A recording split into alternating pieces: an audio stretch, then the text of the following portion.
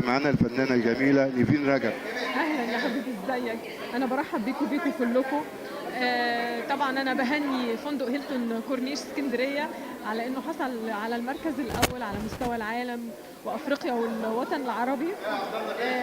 وبهني وببارك للاستاذ احمد صدقي مدير الفندق بجد، لان هو يستاهل بجد التكريم ده حقيقي يعني. وبشكر جدا الخبير السياحي الكبير استاذ حسين عبد الله خير على المجهود العظيم الرائع اللي عامله بذله، وده مش جديد عليه يعني، ده رجل سياحه كبير يعني. انا كنت شاركت في الايفنت قبل كده برضو في هيلتون كورنيش من كام شهر في الصيف في احتفاليه انا مبدع، وكانت رائعه. بس النهارده الاحتفاليه بجد عظيمه ورائعه بجد.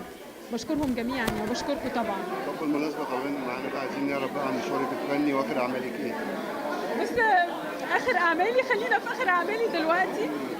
انا نازل لي المفروض اغنيه سنجل في الايام اللي جايه خلاص بصدد نزولها يعني. كلمات الشاعر حسين محرم، الحان مدين، توزيع يحيى يوسف. بحضر لها والمفروض نازله في خلال الفتره الجايه. انتصارك قلب شكر لمسي وحفل جميل ونورتينا ده وشرفتينا نورك وذوقك ونوركم كلكم. بشكركم جميعا، متشكره جدا، الف شكر.